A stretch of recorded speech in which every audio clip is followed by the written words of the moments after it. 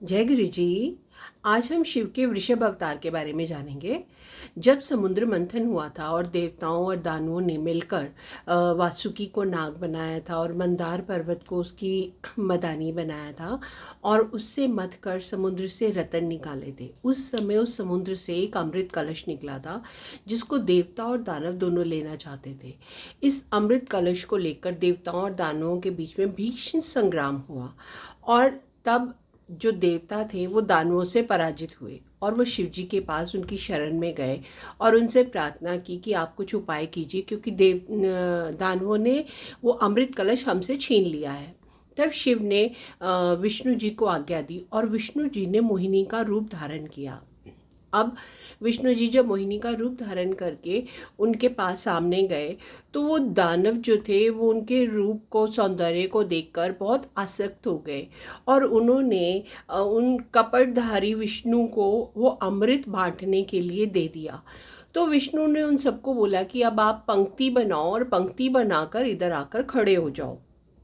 तो उन्होंने, विष्णु जी ने सब देवताओं को पंक्ति में खड़ा करके अमृत पिला दिया और जब दैत्यों का नंबर आया तो उन्होंने उस अमृत से कुछ बूंदें धरती पर गिरी तो सुंदर सुंदर स्त्रियां उत्पन्न हो गई।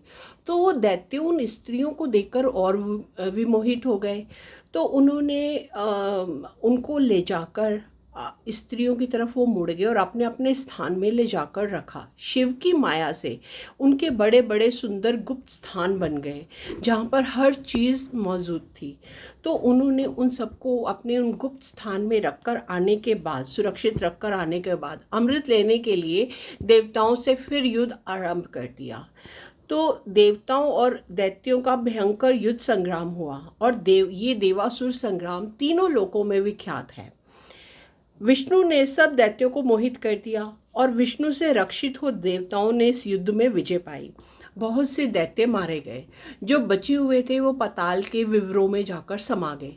विष्णु जी हाथ में चक्र ले उन दैत्यों को मारने पाताल में गए और वहाँ उन्होंने बहुत सी सुंदर सुंदर स्त्रियां देखी। विष्णु जी ने वहाँ जाकर उन सबके साथ रमन किया जिनको दैत्यों ने वहाँ पर स्थापित किया हुआ था। उनसे उनके अनेक युद्ध दुर्भिद पुत्र उत्पन्न हुए। उन स्त्रियों से विष्णु जी के अनेक पुत्र उत्पन्न हुए जिन्होंने पाताल से लेकर पृथ्वी तक में बड़ा उपद्रव किया। उससे मुनियों और देवताओं को बड़ा कष्ट हुआ। ब्रह्मा जी उन सब मुनियों और देवताओं के साथ कैलाश पर गए और शिव की बड़ी स्तुति की। शिव उस स्तुति से प्रसन्न हो गए।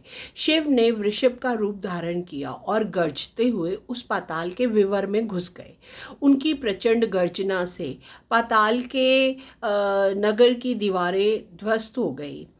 फिर वृषभधारी शंकर ने उन उपद्रवी विष्णु पुत्रों का सामना किया जो सदा ही युद्ध चाहते थे।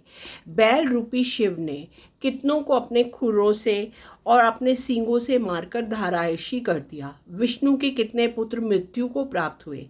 ये सब सुनकर विष्णु उस विवर से बाहर निकले और शिव रूपी उस वृषभ से युद्ध करने लगे। उन्होंने अपने बाणों और दिव्य अस्त्रों का उपयोग किया, परंतु रुद्र ने उनके सब अस्त्रों को काट डाला। साथ ही वृषभ रूपधारी शिव ने घोर गर्जना कर पूरे संसार को कंपित कर दिया और माया से मोहित होकर विष्णु को अपना हरि नहीं जानकर उन्होंने उनको अपने खुरों और सींगों से विदीर्ण कर दिया। उधर विष्णु जी उन प्रहारों को नहीं सह सके और वो व्याकुल हो गए। फिर वे शिव को पहचान गए। अभी अज्ञानतावश विष्णु भी शिव के साथ युद्ध कर रहे थे क्योंकि वो शिव को पहचान नहीं पाए थे। लेकिन जब उनकी ऊपर से माया का पर्दा हटा तो उन्होंने शिव को पहचान लिया कि ये तो उनके अपने ईश्वर हैं। फिर वो उनकी स्तुति करते हुए उनसे माफ़ी मांगने लगे। भगवान शिव उनसे बोले, तुम तो बहुत बुद्धिमान हो। तुम अपना और मेरा स्वरूप भूलकर तुम मुझसे युद्ध क्यों करने लग गए। अब तुम यहाँ रमन मत करो और इस विचार से निवृत्त हो जाओ। तुम्हें ऐसा करना उचित नहीं है क्योंकि तुम्हारे सिमरन से लोग संसार से पार हो जाते हैं। विष्णु जी लज्जित होकर वहाँ से चलने लगे तो शिव ने उनको कहा, अपने इस चक्र को यहीं छोड़ दो, मैं तुमको दूसरा चक्र दूंगा। ऐसा कहकर शिवजी ने अपने तेज से सूर्य के समान एक दूसरे सुदर्शन चक्र को निकालकर विष्णु को दिया। विष्णु जी ने शिवजी को सिर निभाकर दूसरा चक्र ले लिया और फिर देवताओं और मुनियों से बोले कि यहाँ पर जितनी दिव्यांगनाएं हैं, आप जिनसे चाहे उनसे विहार कर सकते हैं। तब शिव ने उनको रोक दिया और बोले, जो ऐसा करेगा वो भस्म हो जाएगा। ऐसा कहकर शिव ने उन सब पर शासन किया। देवताओं सहित विष्णु जी स्वर्ग चले गए और शिव भी कैलाश को प्रस्थान कर गए। जय गुरु जी। हर हर महादेव।